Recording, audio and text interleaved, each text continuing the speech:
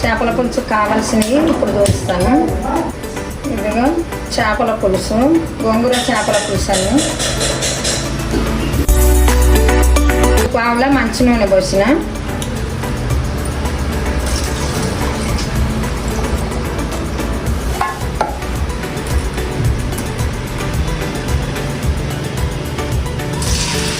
ఉల్లిపాయలు 2 ఉల్లిపాయలు కోసేసిన,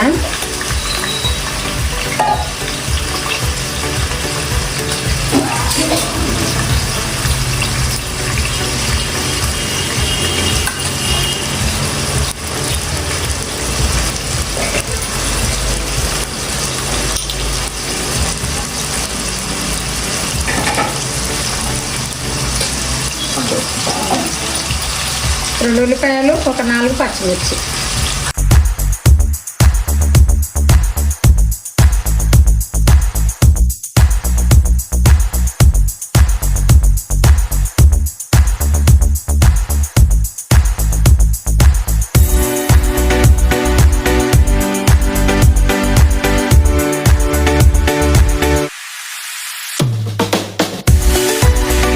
తొందరగా మగ్గడానికి కొద్దిగా ఉప్పు వేసుకుంటే తొందరగా మగ్గుతుంది. 1 స్పూన్ సగం ఉప్పు వేసిన,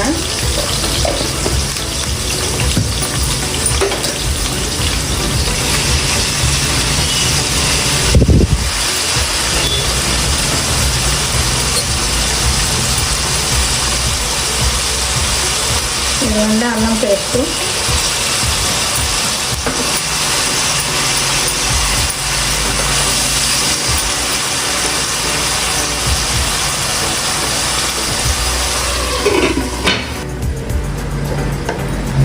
హాఫ్ స్పూను పసుపు,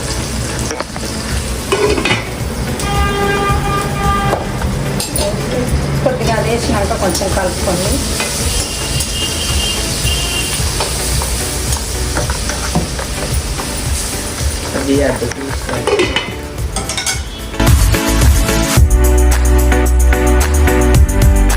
మళ్ళీ ఒకసారి ఇట్లా కొంచెం కలుపుకొని మెత్తగా ఎర్రగా అయినాయి కదండి. ఒక చింతపులుసు, ఒక నిమ్మకాయ సైజు చింతపండు గుజ్జు,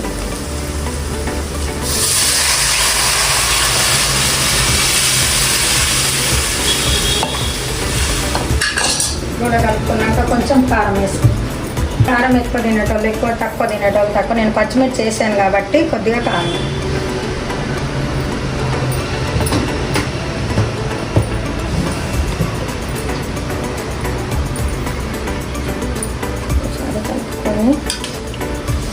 మూత పెట్టేద్దాము, ఉడకాలేదు. ఇక పులుసు దగ్గరికి మరలినాక చేపలు వేసుకోవాలా, కడిగి పెట్టించిన చేపలు.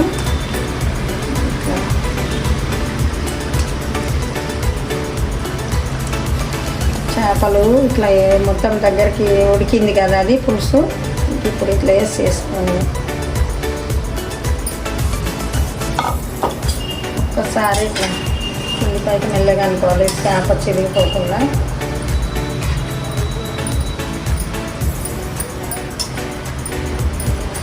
ఇది గోంగూర పులుసు అన్నా కదా, చేపల పులుసు అన్నా కదా, అందుకే గోంగూర కూడా ఇప్పుడు చేపలు వేసినప్పుడే వేసుకోవాలి.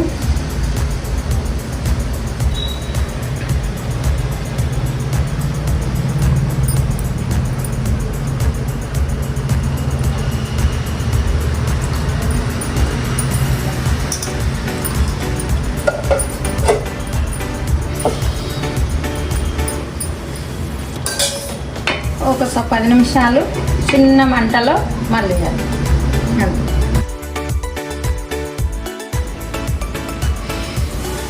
ఒక 5-10 నిమిషాల తర్వాత కొత్తిమీర,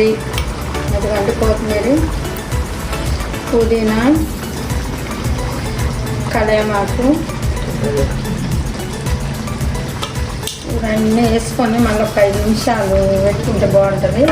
దాని తర్వాత ఒక మెంతులు, ధనియాల పొడి వేసిన మసాలా